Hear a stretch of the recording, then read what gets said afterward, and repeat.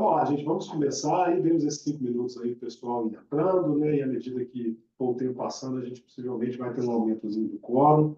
Queria primeiro dar algumas informações, né? Esse evento ele vai ser gravado, como vocês viram ali.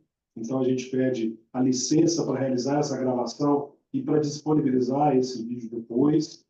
Então, todos aqueles que participarem estão anuindo com essa forma, esse formato e com a disponibilização, né? E fiquem à vontade aí para interagir conosco. E aí, dando então a abertura oficial ao nosso webinar, primeiramente agradecendo a presença das nossas duas convidadas, Camila e Maristela, muito obrigado por aceitar o convite, por estar aqui conosco. A gente sabe que, ainda que seja online, a gente precisa disponibilizar o nosso tempo. Hoje é segunda-feira, a gente já está com o metabolismo um pouquinho mais baixo, né? A gente começa com a semana acelerada, mas na noite de segunda-feira a gente já vai dando uma desacelerada, né? Para depois voltar com tudo na terça-feira. Então, primeiramente, muito obrigado por vocês duas aceitarem o nosso convite. E apresentando um pouquinho do nosso lado aqui, meu nome é Renato, eu sou o sócio responsável pelo compliance e governança aqui no escritório Manute Advogados. Ao meu lado estão Patrícia e Ariela, sócias do Departamento Trabalhista. E a razão de ser desse evento ser conjunto do compliance com o trabalhista é que nossas duas áreas interagem bastante, inclusive com esse tema que é muito afeito ao nosso âmbito de atuação. Temos, por exemplo, uma atuação muito forte no compliance trabalhista, que o tema bem-estar está muito bem encaixado neste formato, nessa atuação do escritor. Obviamente que quando a gente fala de bem-estar, a gente não está falando de um tema eminentemente jurídico. E por isso a gente trouxe essas duas super convidadas aqui para nos ajudar a tratar desse tema, especialmente nos tempos atuais, que a gente vê muitos problemas que se desenrolam em razão da ausência do bem-estar. E a gente sabe que para ter não só produtividade, mas para ter um mínimo de qualidade de vida, é preciso um equilíbrio entre o bem-estar físico, mental e laboral. E por isso que a gente teve a ideia desse evento para falar um pouquinho sobre este assunto. E mais do que isso, né, entender como que o jurídico e essas outras áreas, RH, essas áreas de aconselhamento, de consultoria, podem interagir juntos para auxiliar as empresas e as pessoas, né? A gente, na área do compliance, a gente brinca que não basta ser compliance, você precisa gerar evidências desse compliance, né? E quando a gente fala em compliance trabalhista ligados ao bem-estar, a gente está dizendo que não basta a empresa apenas se apresentar como uma empresa que é um ótimo lugar para trabalhar, eventualmente até ganhando certificações como Great Place to Work. A gente precisa que isso se materialize. E é muito próximo do trabalhista, né? Que o real prevalece sobre o formal. Então, a ideia aqui é a gente falar um pouquinho dessa importância de se ter um ambiente organizacional em compliance com a ética, em compliance com o respeito e com o bem-estar. Isso vai gerar ganhos diversos, seja em produtividade, seja afastando riscos trabalhistas, seja afastando riscos financeiros, operacionais, porque um colaborador que não está em sua plenitude mental e física não vai conseguir ter produtividade, eventualmente vai ser afastado, eventualmente não vai trabalhar. Então, enfim, a verdade é que esse é um ponto muito importante em termos humanos, mas também com muitos reflexos laborais, jurídicos e, claro, de RH. Então, dando início ao nosso bate-papo, queria dizer para o pessoal que fique absolutamente à vontade para colocar no chat algumas dúvidas, algo que a gente queira que nós analisemos, falar para nossas convidadas que até a gente tem uma ordem aqui de perguntas, mas fiquem à vontade para interromper quando quiserem. Eu quero responder essa pergunta, quero fazer uma colocação, porque isso aqui é muito vivo e é muito rico mesmo, né? A gente tem um mero roteiro aqui que serve apenas para a gente ter uma ideia inicial de cronologia, tá bom? Então, gente, dando início aqui à nossa primeira pergunta, eu queria falar com a Patrícia e se ela poderia nos ajudar da seguinte forma, respondendo ou analisando essa pergunta.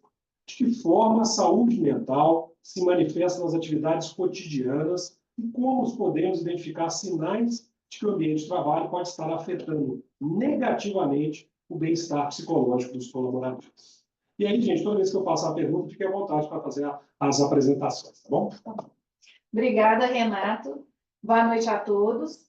Como o Renato disse, esse tema para nós é muito importante. A gente quis fazer o evento exatamente para discutir com pessoas que entendem muito mais do que a gente sobre o assunto. A nossa experiência aqui é prática e jurídica, mas a gente não tem formação, né, nem em psicologia, nem em RH, nada disso.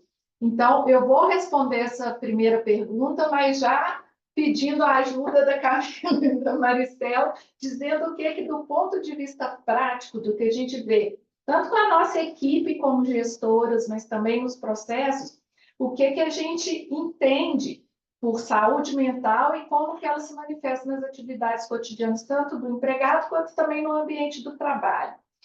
O que eu vejo assim como a saúde mental? Eu acho que ela está muito ligada à capacidade de gerenciar a emoção e lidar com o estresse que o empregado possa ter. E isso, no meu entendimento, sem nada de jurídico, está ligado a autoconhecimento, autoestima e resiliência. Quer dizer, é a capacidade de enfrentar problemas e se recuperar nas adversidades. Quando assim que eu vejo, por exemplo, nas atividades cotidianas, que o nosso colaborador não está bem? É quando ele tem mudanças de humor, é quando ele tem dificuldade de concentração, é quando ele está sempre reclamando que está cansado, às vezes amuado, sem interagir com a equipe, né? Muitas vezes a gente vê aquela pessoa que chega, começa a trabalhar, faz o trabalho e vai embora, não tem uma interação e não tem. Principalmente, eu acho que esse é um problema sério que mais para frente a gente vai falar, não tem confiança no ambiente de trabalho. Eu acho que isso tudo passa muito pela confiança entre a equipe. E como que eu vejo, e a gente percebe, né, no nosso dia a dia, que o ambiente não está bem? É quando a gente começa a ter alta rotatividade na equipe, quando tem baixa produtividade também do colaborador, às vezes ele fazia uma tarefa que era para fazer em 1 hora, ele está gastando um tempo enorme para fazer. É quando a gente vê que há dificuldade na comunicação, quando o colaborador, por exemplo, podia ter nos perguntado algo que seria muito mais fácil de responder, e ao invés disso, ele prefere ele próprio individualmente fazer todas as pesquisas, não discute, na parte jurídica tem sempre isso, né? Quando a gente discute o caso, a gente chega numa solução melhor. Então, quando não está havendo essa discussão, quando não tem confiança para se colocar, para pensar de uma forma diferente, quando eu não tenho um empregado me questionando, eu começo a preocupar sobre a saúde desse ambiente de trabalho. É nesse sentido que eu vejo. Perfeito, Patrícia. Antes de passar a palavra agora, eu tenho uma pergunta para a Camila. Eu queria enfatizar que a gente leva também isso muito a sério aqui no escritório, né, gente? Tanto que a Camila, que a gente vai passar a palavra agora, está nos ajudando aqui muito nessa introjeção da importância do bem-estar. Especialmente, gente, no mundo jurídico, a gente, às vezes, relativiza um pouquinho, e aí não com nossos colaboradores, mas nós próprios, né? A gente tem aprendido muito com a Camila que o exemplo vem de cima. Não adianta a gente ficar só pleiteando o bem-estar e alardeando o bem-estar se nós próprios não cuidamos de nós mesmos, né? Então, assim, a Camila é super indicada para ensinar sobre isso.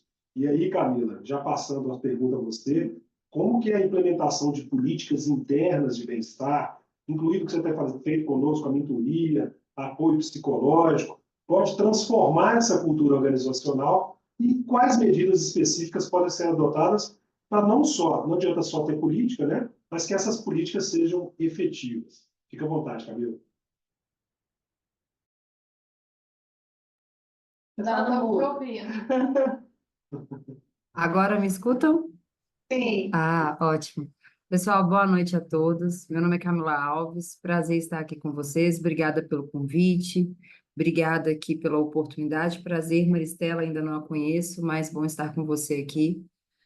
Então, pessoal, quando eu queria voltar dar um passinho atrás na pergunta anterior, e aí, Maristela, fica à vontade também para contribuir num cenário prático aqui, né? Porque o meu veio muito com a teoria também, mas a prática ela é construtiva, assim. E quando a gente fala de saúde mental, a gente precisa de falar algo que é intrínseco e instrumental para a vida.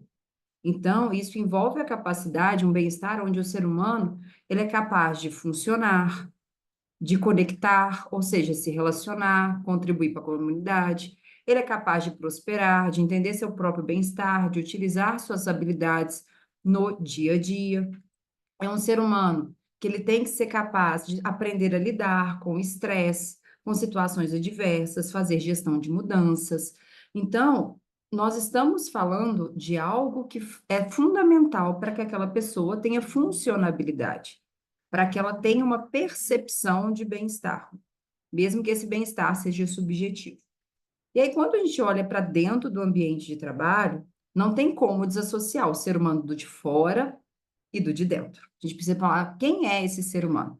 E um ponto importante, que embora a gente tenha ações dentro da organização, quando nós estamos falando de saúde mental, um ponto importante aqui é olhar para esse indivíduo na sua individualidade, na sua subjetividade.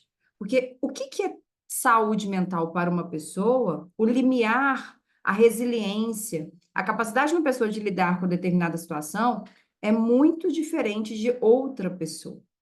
Esses dias eu estava discutindo, participando de uma palestra e até discutindo com um psicólogo que eu admiro muito, e nós estávamos falando exatamente sobre um ponto que eu gostaria de destacar. Por exemplo, uma pessoa que hoje sofre de uma depressão. E aí, gente, depressão não é só tristeza profunda. A pessoa tem ela não é capaz de ser funcional na vida. Ela perde a funcionabilidade. E aí, algumas pessoas, além de não entenderem a gravidade da doença, viram para a pessoa e falam: vá fazer algo que você gosta. Mas se essa pessoa, por exemplo, gosta de jogar futebol e quando ela vai jogar futebol ela não consegue, isso é pior para ela. Encontre um propósito. Propósito de quê e para quem e por quê. Tem pessoas que ainda não estão hábeis para lidar com isso. Então, quando nós estamos falando de saúde mental, nós temos que olhar o indivíduo. Isso é algo que, assim, a gente não pode deixar de ressaltar aqui. Indo para a organização, eu sempre trago isso. A gente precisa olhar de cima para baixo. Qual é a cultura dessa organização? Essa organização está adoecida? Como estão as relações? Esse ambiente é seguro psicologicamente? Essa liderança tem habilidade de saúde, de inteligência emocional para lidar e para ajudar os seus colaboradores? Como se dá ali o processo de relacionamentos? Como é a transparência? As pessoas podem de fato serem verdadeiras? Então, quando nós estamos falando de políticas, a gente precisa entender primeiramente como é a cultura e o quanto que isso afeta ou não, por exemplo, aquilo que aquela pessoa está fazendo. Então, se é uma empresa onde a pessoa não tem capacidade de ter equilíbrio pessoal e profissional, nós temos um problema. Se nós não temos ali equidade, nós temos um problema. Se nós não temos um plano de cargos e salários muito bem estabelecido, se essa empresa ela não é transparente, não tem uma segurança que ela possa passar para o colaborador, nós temos outro problema. Então, quando a gente fala de políticas, nós precisamos primeiro fazer um diagnóstico da organização. Entender qual é essa organização. E, a partir dali, propor um plano de ação, propor estratégias que sejam voltadas para aquele contexto. O que eu observo? Grande parte das organizações, elas buscam uma palestra, uma conscientização, mas elas não buscam algo com robustez. A pauta saúde mental deveria estar nas principais reuniões da organização, e muitas vezes elas não estão. Essa pauta não está lá. Então, vem Setembro Amarelo, vamos fazer, por exemplo, uma palestra, vamos fazer um treinamento, mas como é no dia a dia isso? Como que as pessoas trabalham, como que as pessoas se relacionam, como esse gestor lida, ainda é aquela coisa, manda quem pode, obedece quem tem juízo, embora isso não funcione mais, porque eu acredito que manda quem pode, obedece quem não tem para onde ir, porque se tiver para onde ir, essa pessoa vai embora. Então, assim, como é essa relação ali dentro do ambiente de trabalho? Então, o primeiro ponto é entender cultura, entender clima, fazer mensuração de clima, entender dos relacionamentos, do quanto que, às vezes, o problema, gente, está na política mesmo da modalidade do trabalho, da forma no trabalho. Às vezes, o problema está na gestão. Então, tem vários fatores, eu não sei se eu estou me fazendo claro aqui, antes da gente pensar em falar quais são as práticas, as políticas que nós vamos implementar. A gente precisa dar um passo atrás. Vamos entender o contexto e, a partir daquele contexto, começar a estabelecer medidas que são estratégicas. E aí, sim, você tem uma infinidade de coisas. Ah, posso colocar, então, por exemplo, um apoio psicológico? Claro que você pode. O problema é que esse apoio psicológico, a pessoa não tem confiança de falar algo sem saber se aquilo ali vai ser levado para a organização. Posso fazer uma mentoria? Pode. Então, assim, tem ações que antes de implementarmos, precisamos entender qual é a finalidade e se de fato ela vai ser estratégica ou não para aquele contexto. Por isso que não é um produto de prateleira. Você não pode simplesmente pegar ali e aplicar para todos. A gente precisa entender contextos, fazer diagnósticos e, a partir dali, implementar algumas ações.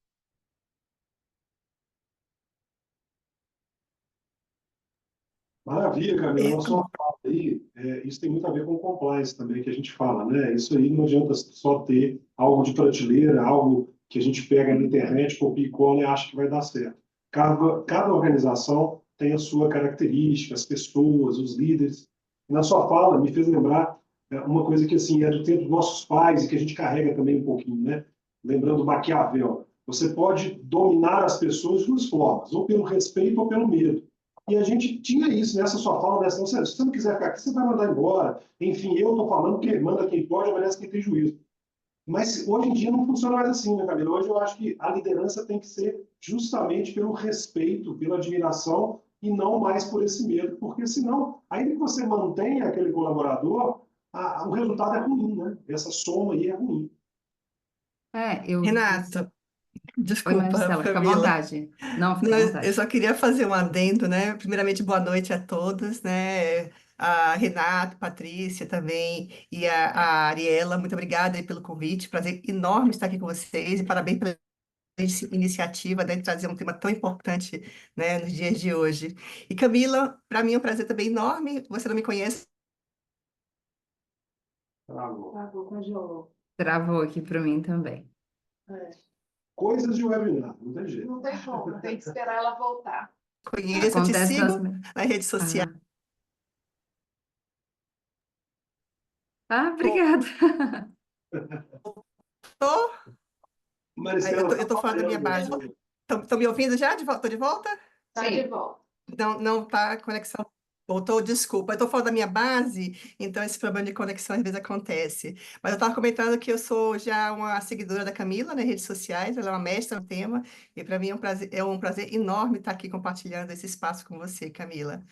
E assim, você trouxe esse ponto, a Patrícia também trouxe bem importante, vocês já estão realmente fazendo uma boa análise aí dessa temática, né? A Patrícia comentou da importância do gestor, eu vou falar um pouco mais sobre isso à frente, mas das pessoas, gestores, estarem atentos aos comportamentos dos funcionários, né? E que vão dando sinais de algum problema que a gente pode trabalhar de forma antecipada. E a Camila, ela trouxe aí um ponto importante, que o indivíduo, gente, é indivisível. Não existe mais aquela frase que a gente ouvia muito no passado. Eu já estou atuando no RH há um pouco mais de 25 anos, e desde o início eu sempre busquei dar esse enfoque na questão da saúde, de uma gestão mais humanizada, porque esses problemas que a gente tem hoje já existiam no passado de um outro desde um outro contexto, um outro formato, mas já existia muitos problemas do ponto de vista de saúde emocional, mental. E hoje está mais em evidência, principalmente pós-pandemia. Então, o indivíduo não dá para dividir, não dá para se separar o indivíduo profissional do indivíduo pai, mãe, né, com suas funções sociais. E isso precisa, de fato, ser visto nessa integridade, dentro das organizações. Se a pessoa não está bem fora, vai refletir no trabalho e vice-versa.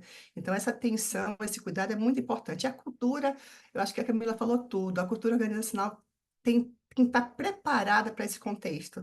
Tem até uma frase que eu até divulguei recentemente nas minhas redes sociais que fala: cultura é o que o coração e o estômago dos colaboradores sentem domingo à noite sobre a segunda-feira de manhã. Isso é de Bill Marklein. Né? Então é isso. Se a pessoa está domingo à noite pensando, meu Deus, vou começar o trabalho amanhã, vou encontrar tal pessoa, já começa a sentir como se já estivesse no ambiente de trabalho. Então, você já percebe que a cultura não está sendo tão acolhedora para esse tipo de funcionário. E qualquer programa que você fizer dentro desse âmbito de saúde emocional pode não funcionar. Pode não funcionar, porque a cultura precisa abraçar, de fato, essas ações. Então, era só um complemento que eu queria fazer à fala da Camila. Obrigada. Camila, você ia complementar, fica à vontade. Eu ia trazer o Simon Sinek, que ele tem uma parte importante que eu gosto muito, que ele fala, muitos líderes lideram. Existem muitos líderes, mas poucos líderes lideram. Porque a gente precisa, eu acho que nós precisamos fazer uma reflexão, principalmente lideranças, sobre os motivos que fazem com que as pessoas o sigam. Essa pessoa vai te seguir por benefício, ou seja, ela precisa de uma recompensa, né, dentro da organização, ela precisa do emprego, por medo, ou por uma escolha de te seguir pelo exemplo. Ou seja, eu escolho seguir você pelos meus próprios motivos. Eu acho que essa é uma reflexão que a gente precisa fazer. Porque o que eu vejo é que as pessoas ainda não estão preparadas para lidar com a saúde mental. Elas não estão preparadas para escutar do colaborador que ele não está bem, que ele não está feliz, que ele está com problemas, não estão preparados para acolher, porque uma boa comunicação, ela começa principalmente na escuta ativa. E aí, quando a gente pensa, né, hoje nós estamos em um mundo cada vez mais ansioso. E essa ansiedade não deveria existir, porque o cérebro, a ansiedade nada mais é do que uma tentativa, um estado emocional de planejamento de futuro. Enquanto o medo é o nosso estado emocional mais arcaico de sobrevivência e de adaptabilidade, a ansiedade é planejar o futuro. Quem viu Divertidamente, com certeza deve ter escutado a ansiedade falando, eu planejo o futuro. E é essa a função mesmo. O córtex pré-frontal, ele juntamente, né, ele tem essa capacidade de planejar, e a ansiedade, essa preocupação, é o quê? Deixa eu tentar imaginar cenários.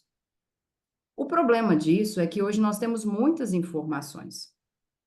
E essas informações nem sempre são reais e nem sempre fazem nexo. Então, o nosso cérebro começa a tentar entender e até criar essas informações. Então, aquilo que era para nos dar segurança acaba nos deixando cada vez mais ansiosos. É uma analogia simples. Quem tem filho aqui na sala, quando eu era pequena, se eu ia na casa da minha coleguinha, minha mãe virava para mim e falava, chegando lá, pede a mãe dela para me ligar. Ou então ela contava com a sorte. Hoje existe o aparelho telefônico, celular, e os meninos possuem. Então, quando ele chega, você consegue também até rastrear. Então, se ele para no meio do caminho, aí começam as mães e os pais. Meu Deus, o que aconteceu com essa criança? Ela foi atropelada? Por que ela parou? E aí você começa a catastrofizar e imaginar cenários. Então, aquilo que era para te dar segurança, cada vez mais te traz ansiedade. Nós temos um fluxo de autocobrança, de alta performance, que todo mundo tem que estar fazendo tudo a todo tempo. Então, o mundo cada vez mais complexo, nós temos um cérebro que ainda tem resquícios dos nossos antepassados, de caçadores-coletores, onde eu tinha que literalmente matar para uma presa para comer, e eu não precisava planejar tanto o futuro. E hoje não, hoje eu sobrevivo num ambiente complexo que eu não tenho que matar ninguém, mas eu também não sei lidar com a minha dor emocional, com o meu desconforto emocional. Eu transfiro isso para a comida, eu transfiro isso para o vício, e aí cada vez mais nós vamos ficando ansiosos. E as pessoas não estão preparadas para conversar sobre isso. E aí eu acho que esse é o ponto que a gente precisa levar na reflexão aqui. A liderança está preparada realmente para falar de saúde mental? Ela está disponível a falar de saúde mental? Os tomadores de decisão querem mesmo colocar saúde mental na pauta? Que é lindo falar, vamos falar sobre felicidade. Vai falar sobre felicidade sem saúde mental, sem segurança psicológica, sem uma liderança emocionalmente inteligente? Não tem como. Então, acho que a gente tem que rever, sabe, um pouco, dar um passo para trás e entender de fato qual é a importância da temática dentro das organizações. Se isso não é mais um auê para falar que está fazendo, ou de fato é uma pauta que as pessoas estão abraçando essa causa. É isso mesmo, é o greenwash do bem-estar agora, né, Camila? Todo mundo fala, mas ninguém pratica de verdade, né? Mas, Stella, na sua fala aí, me lembrou também, é isso, né? Foi perfeita a sua frase aí. Domingo à noite, se você começa a sofrer pela segunda-feira, isso é um péssimo sinal, né? É a mesma coisa que eu brinco nas minhas aulas, eu brinco com os alunos, falo assim, olha, a gente tem que ter um ambiente legal aqui na sala, no trabalho, na empresa, que é igual você ir numa festa. Você vai numa festa, a bebida é ótima, a comida é ótima, mas se você não conhece ninguém, a festa nunca vai ser ótima. Agora, se você conhece todo mundo, a bebida pode estar ruim, a comida pode não estar tão agradável, que vai ser ótimo. Então, eu acho que faz muito parte também do gestor e do próprio colaborador também, de entender que aquele lugar, aquele espaço, ele passa muito mais tempo do que com a família dele. Então, se for um ambiente desagradável também, vai ser ruim para todo mundo, né? Então, pegando um pouquinho da sua experiência, Você podia falar um pouquinho dessa troca aí entre o colaborador e o gestor para criar um bom ambiente de trabalho? Não, assim, eu tô aqui vibrando por dentro, porque esse é um tema que me motiva muito, desde a minha época ainda de faculdade. Não vou falar quando eu formei, não, para vocês não fazerem o cálculo da idade, mas eu fiz já uma monografia, uma tese de conclusão de curso voltado para as organizações, voltado para a promoção da saúde, porque eu entendo que tudo passa pelas pessoas, a organização são as pessoas. E se a gente não tiver foco nas pessoas, a gente não consegue realmente prosperar. E eu fico também muito feliz que eu vejo que nos dias de hoje essa temática está mais em evidência. E ainda mais feliz quando eu me vejo conectada com o que a Camila falou, porque de fato a gente não consegue falar de um programa de promoção da saúde mental se a gente não passar por um trabalho de mudança de mindset. A gente precisa estar com nossos líderes, nossa liderança, da alta até a menor liderança, bem preparada para essa temática, bem preparada para lidar com suas próprias emoções, primeiramente. Então, a gente precisa que os líderes sejam treinados, capacitados para se entender, se perceber. Eu venho aí nos últimos 13 anos trabalhando na mineração. Atualmente eu trabalho na Hexagon, que trabalha também em mineração, na parte de florestal e também eh, florestal e agricultura, e ambientes predominantemente masculino. E aí a gente vem do nosso histórico, onde os homens eles foram treinados a guardar suas emoções.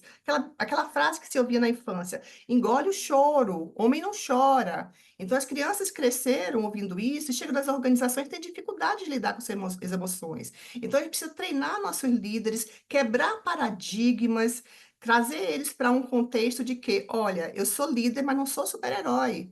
Eu tenho minhas vulnerabilidades. Então, quando os líderes começam a se auto-perceber, começam a lidar melhor com suas próprias emoções e fazer também melhor gestão das suas emoções, consegue também levar isso para suas equipes, entender melhor suas equipes e lidar melhor com as emoções de suas equipes, suas pessoas, sabendo que você não tem ali número, você tem pessoas, indivíduos, como eu falei, que não dá para dividir, é indivisível, e que ali vai estar demandando muitas questões que muitas vezes você vai ter que saber lidar naquele momento com aquela situação de uma forma bastante inteligente, emocionalmente inteligente. Então, por isso que tudo começa com a liderança, de fato. E aí depois a gente vai para um nível de funcionário, porque os funcionários percebendo que os seus gestores estão atentos às suas emoções, estão atentos aos seus comportamentos, se você não está bem, ele pergunta, e aí, o que você está sentindo? Ô, João, o que está acontecendo? Estou te vendo cabisbaixo. Até mesmo em reuniões online, a gente fala para os nossos líderes, abram as câmeras, mesmo de forma online, olhe para os seus funcionários, olhe para as suas equipes, porque uma coisa é você ouvir a voz, outra coisa é você ver a leitura corporal.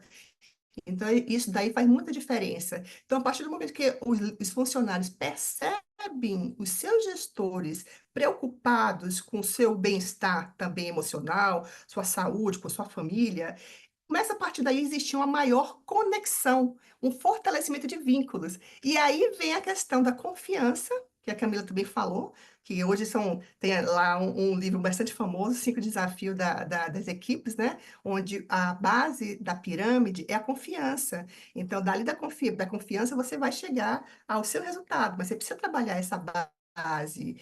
E também a questão da segurança psicológica, que a Camila também fez menção. Então, a segurança psicológica faz muita diferença. Será que eu posso expressar para o meu gestor, gestor, não estou bem. Não estou bem hoje, estou com um problema, estou preocupado com a família. Às vezes você não precisa nem abrir o que é exatamente, mas trazer que você não está bem naquele dia para o seu gestor. Isso é excelente, porque o gestor vai estar mais atento a você, ao que está acontecendo. E errei, estou com um problema aqui, errei. Aí abrir para o gestor que errou, teve uma falha, que precisa de ajuda, isso é um ambiente que a gente fala que está sendo trabalhado a segurança psicológica. E aí vai fazer toda a diferença quando você implantar um programa de saúde emocional. E até isso a gente, inclusive, a gente usa esse termo porque, como eu falei, existem alguns preconceitos, alguns mitos que a gente vai quebrando também, né? Eu tive a experiência da minha empresa anterior de implantar esse programa, estou implantando agora na empresa que eu recém comecei a trabalhar, na Hexagon, e quando a gente fala de saúde mental, as pessoas pensam logo assim, ah, coisa de doido. Então, ambiente predominantemente masculino, falar de saúde mental, falar de vulnerabilidade. Ah, peraí, o pessoal vai falar que sou fraco, não consigo lidar com os desafios. Então, até nisso a gente procurou até usar o termo saúde emocional. Vamos trabalhar a saúde emocional. Então, a gente vai quebrando, a partir daí, alguns mitos de que, né, o homem não chora, de que o homem não pode pedir ajuda, se eu tiver com dificuldade, eu tenho que guardar para mim. Não, vamos pedir ajuda. A gente trabalhou muito forte nesse Setembro Amarelo, com vários webinars, com várias palestras, com vários temas, com esse intuito. Gente, todos nós passamos por dificuldades. A nossa vida tem sempre nossos altos e baixos. E quando a gente perceber que a gente não está bem, essa autopercepção do corpo, não estou dormindo bem, eu não estou conseguindo ter um bom nível de absorção dos conteúdos, memória fraca, irritabilidade, aí vários sintomas, Patrícia citou alguns aí, você começa a perceber, você tem essa autopercepção, seu líder também percebe, os colegas, é o momento de você parar e identificar o que é. Porque a gente tem a péssima mania aqui no Brasil de se automedicar, né? Dor de cabeça, toma analgésico. Dor no corpo, na coluna, na muscular, aí vai tomando também um remédio, né, para relaxante muscular. E muitas vezes a gente não identifica o que está por trás disso.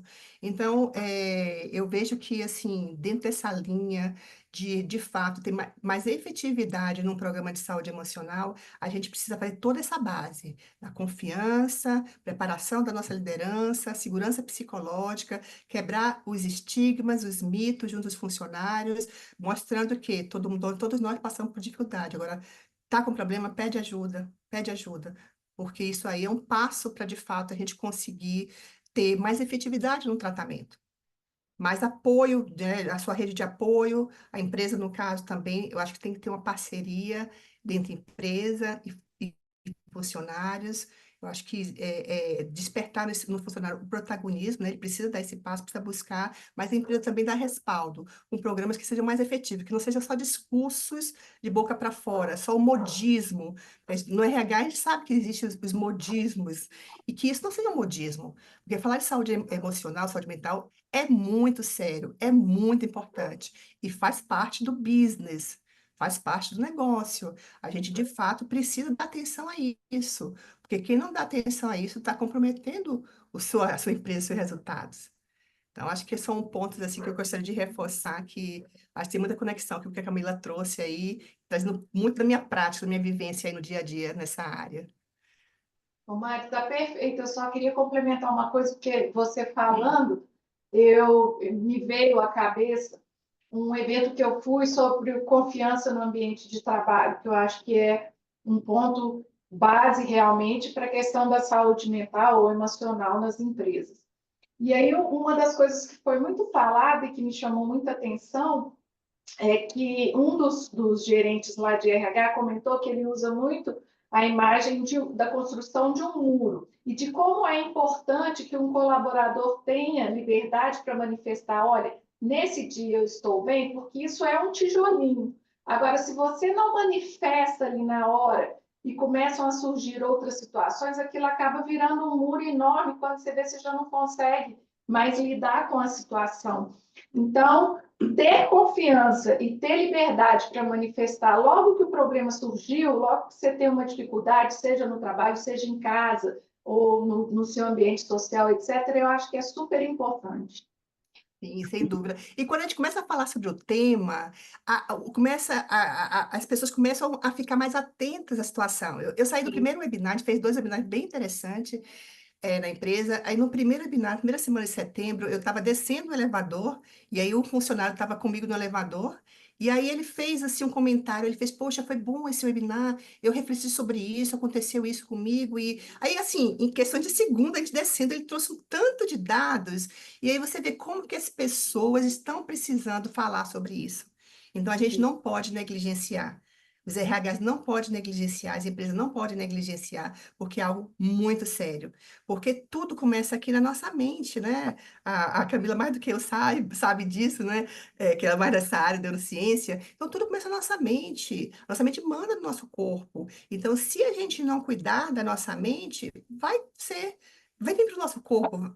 A gente vai criar doenças físicas, que a gente chama de psicossomatização, que muitas vezes pode ser irreversível. Então, a gente Sim. precisa tratar a nossa mente, aquelas nossas crenças, aquelas situações, aqueles medos. Então, a melhor forma de falar do medo, falar da ansiedade, de tratar a ansiedade, é falando sobre eles. E é por isso que a gente tem que ter uma estrutura de apoio muito boa.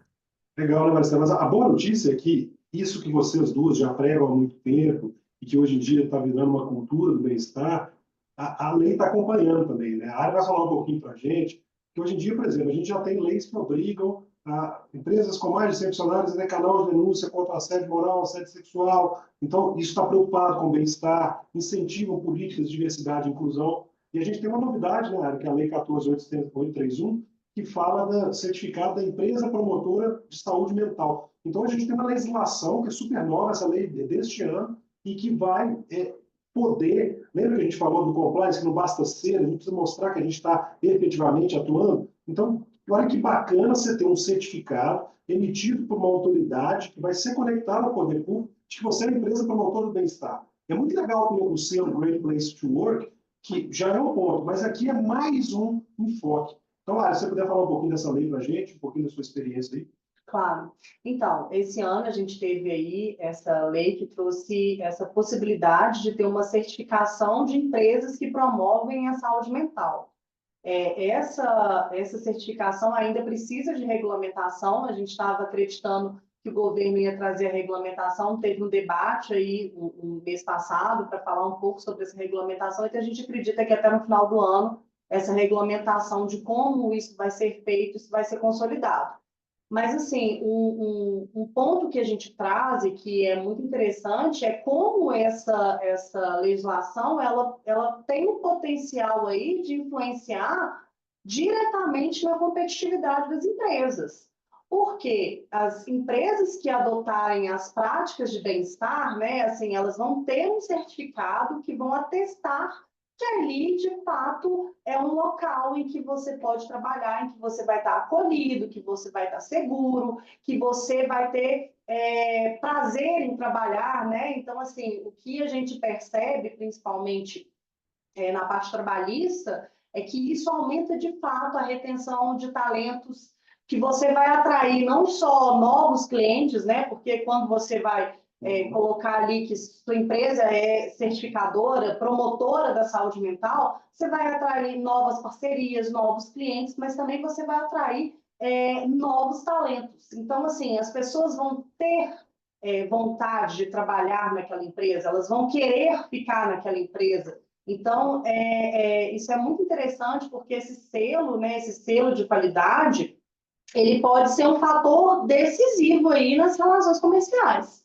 né? Então, assim, ele não é, a lei ela não é obrigatória, ela vai ser uma faculdade, então as empresas elas vão poder ir atrás dessa certificação, mas com certeza elas vão ter uma vantagem significativa aí na atração e retenção dos profissionais qualificados. Então, a gente entende que essa legislação ela traz uns benefícios intangíveis, mas também traz benefícios tangíveis, que é o aumento da produtividade, né? Então, a gente, como já foi falado aqui pela Patrícia, pela Maristela, pela Camila, que um ambiente de trabalho que promove a saúde mental, que investe, né, em programas que fazem aí o colaborador se sentir mais engajado e motivado, ele traz aí um maior índice de produtividade. A gente vai ter uma redução direta no absenteísmo, né? Então, assim, investir em saúde, ela vai reduzir o absenteísmo, né? Ou seja, vai diminuir as faltas no trabalho, querendo trabalhar e querendo ser valorizado.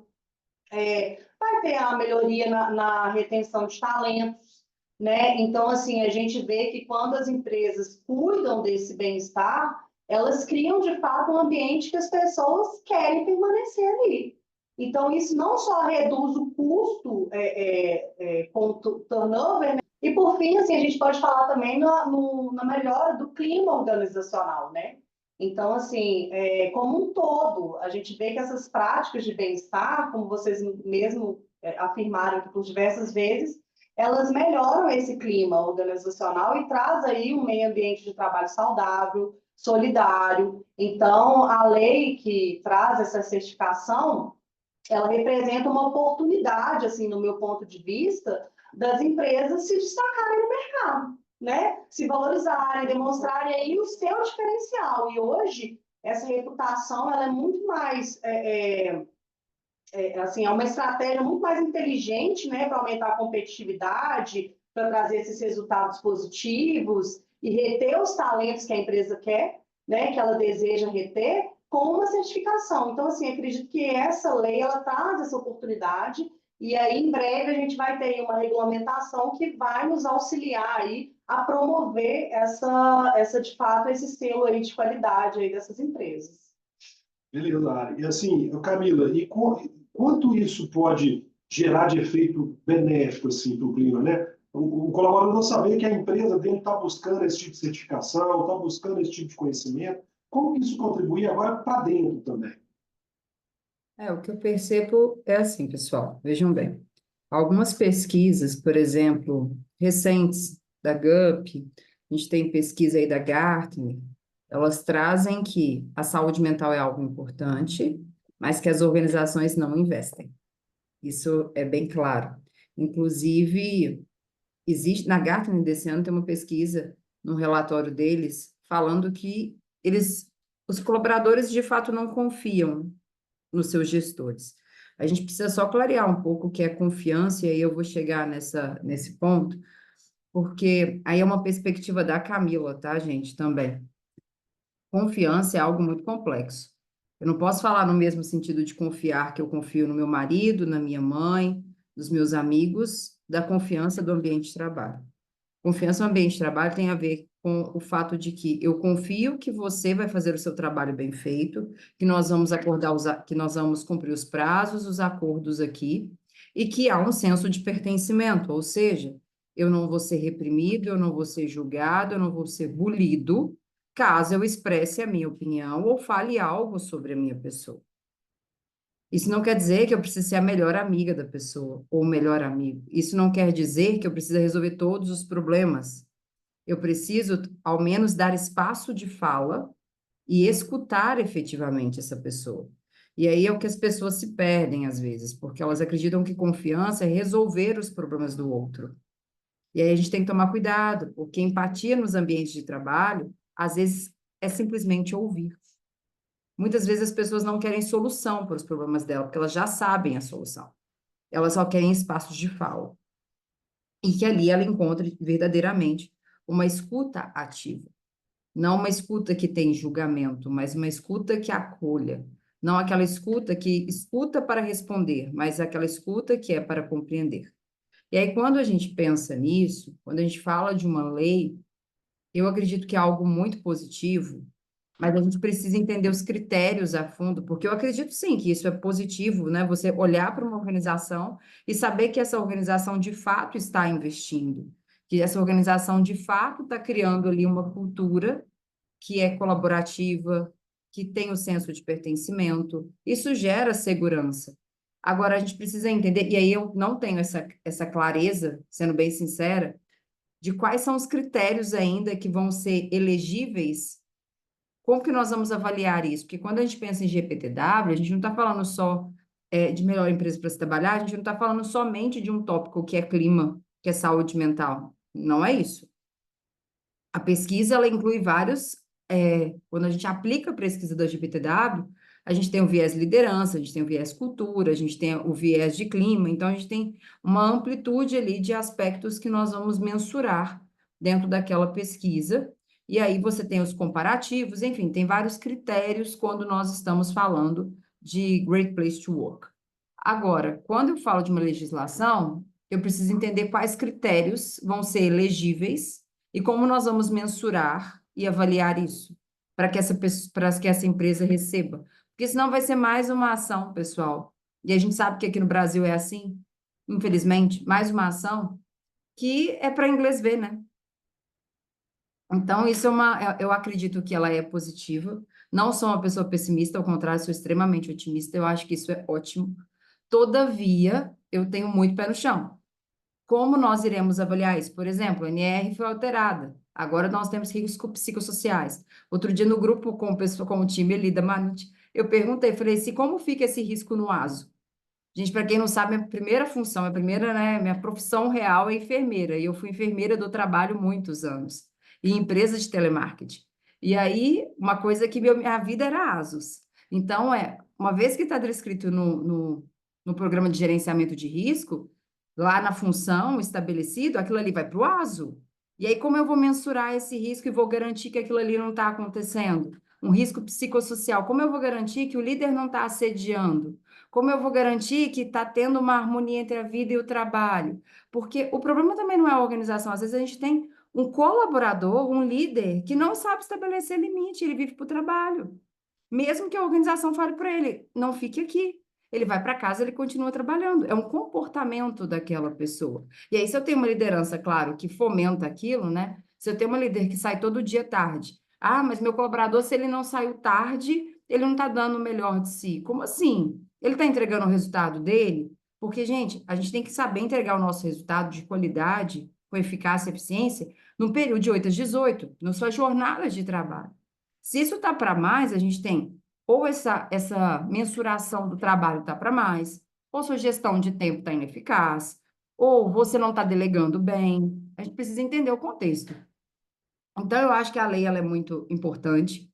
Acho que a ANR, vocês vão falar, veio para forçar, para reforçar esse comprometimento. Só que a gente precisa entender como isso vai funcionar na prática, É. que acho que é a Eu, minha maior preocupação.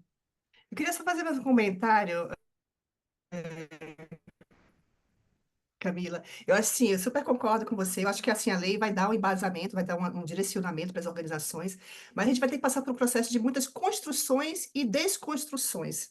Então, de fato, assim, existe alguns, às vezes, mal entendimento em relação a determinados pontos, onde passou para assédio moral, né? Assédio moral, quando a gente começou, teve uma época muito intensa, e a pessoa, mas o líder está me cobrando o meu resultado. Mas, peraí, o líder precisa cobrar resultado, né? Mas isso vai depender muito da forma que ele está cobrando, que resultados são esses, em alguns contextos. Mas a gente precisa desconstruir de que não é cobrança de resultado que significa um assédio moral. E aí a gente tem que fazer todo um trabalho nas organizações para mostrar o que é assédio moral, até porque é assédio sexual também, para que as pessoas tivessem um pouco mais de clareza. Então, nesse contexto de saúde emocional, acho que algumas coisas precisam ser construídas com a liderança e junto aos funcionários também, e algumas desconstruídas, para que, de fato, todos saibam do que a gente está falando. Achei fantástico a sua explanação com relação à confiança, porque, realmente, confiança, existe a confiança nos âmbitos nossos, dos nossos relacionamentos familiares, sociais, e a confiança no ambiente de trabalho.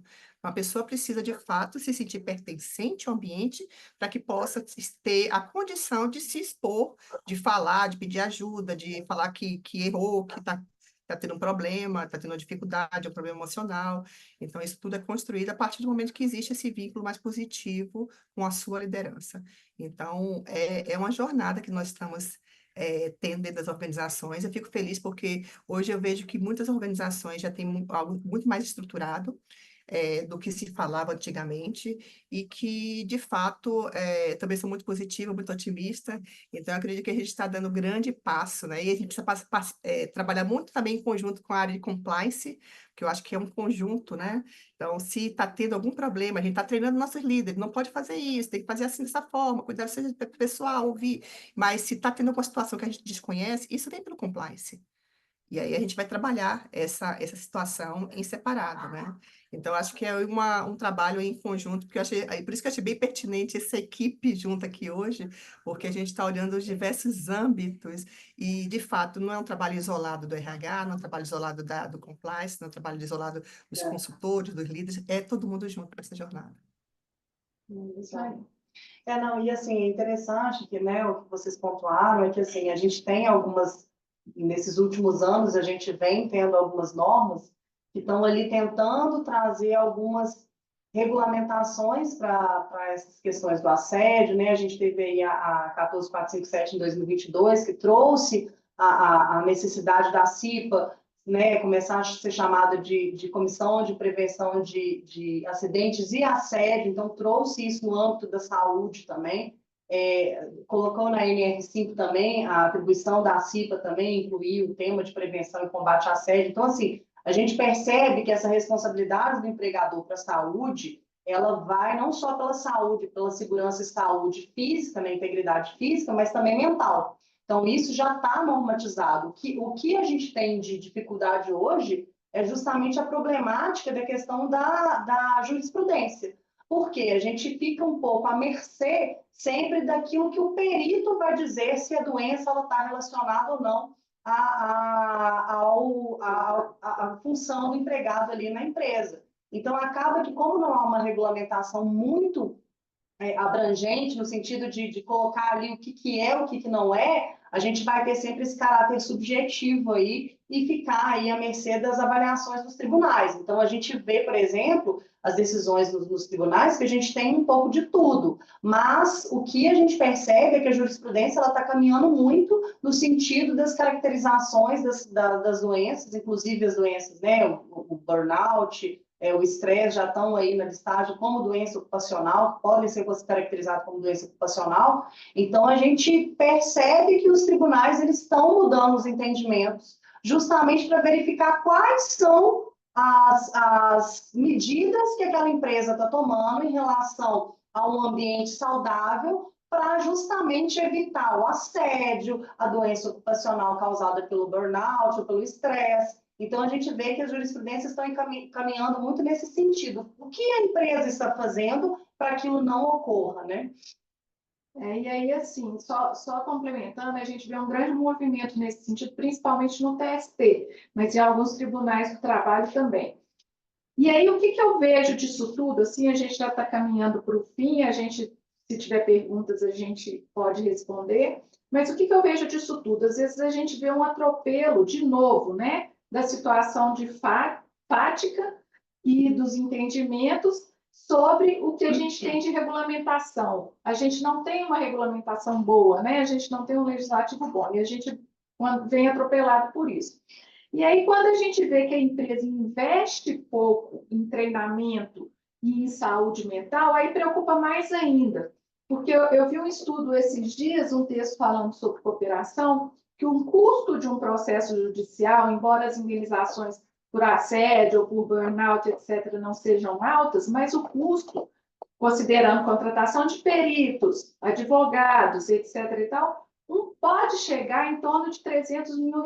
Então, é importante, eu acho, conscientizar o acionista de que quando ele está administrando o processo, ele está tendo um custo muito maior do que quando ele age com prevenção, realizando treinamentos, realizando medidas que venham a promover a saúde emocional, venham a promover um ambiente de segurança confiável. Eu acho que o grande ponto aqui é a gente tentar convencer o acionista de que a prevenção sai mais barata. Sim. É importante que a gente mostre para ele o custo de administrar um processo, os custos reflexos na equipe, porque quando você tem um empregado que não está bem, isso pode refletir na equipe também, isso reflete na sua imagem perante o cliente.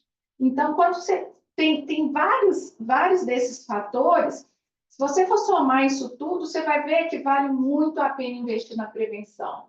Na prevenção no treinamento do assédio, na prevenção relacionada ao dimensionamento, estruturação de política, procedimento, dimensionamento de equipe. Tudo isso pode prevenir muitos problemas futuros, não só de processos, mas também outras questões que a gente já falou, né, de absenteísmo, de reputação da empresa, de um turnover alto, isso tudo é custo. Então, na hora que puser na ponta do lápis, eu acho que não é difícil mostrar que a prevenção sai mais rápido. Vale a pena. É o engajamento do funcionário que a gente vai estar tendo, né? Inclusive, a atração. O ano passado, pela primeira vez, eu tive um candidato em entrevista e perguntou quais são as ações voltadas para a saúde emocional que a empresa faz.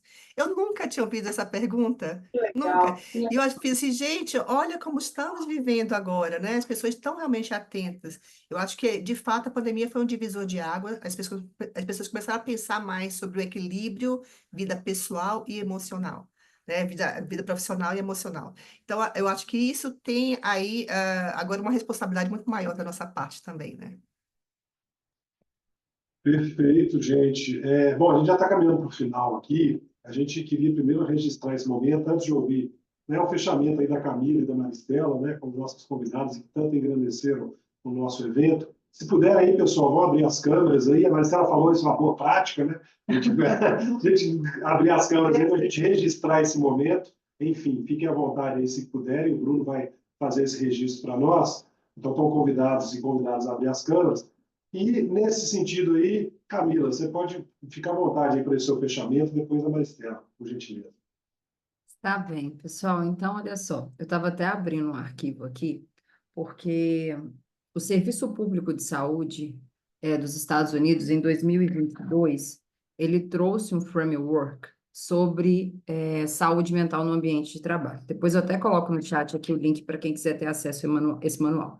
E aí eu queria só trazer aqui os tópicos que eles consideram que é importante serem trabalhados quando a gente fala de saúde mental no ambiente de trabalho, para fazer um fechamento, eu acho que, de tudo isso que nós falamos. Então, o primeiro é proteção contra danos, não só danos mentais, mas também físicos. Ou seja, a gente precisa voltar lá na segurança do trabalhador. E aí, uma coisa que é interessante é que quando a gente vê as pesquisas do Timothy Clark sobre segurança psicológica, o quanto que o fator psicológico, ele favorece, né, o fator emocional, as questões de acidente. Então, trabalhar a saúde mental é inclusive para proteção de acidente físico, e nós já sabemos, principalmente mineradoras, indústrias, construção civil pesada, enfim. Isso é um ponto. Às vezes a gente não pode desconsiderar empresas com grandes riscos dentro da NR, né? Esse é um ponto.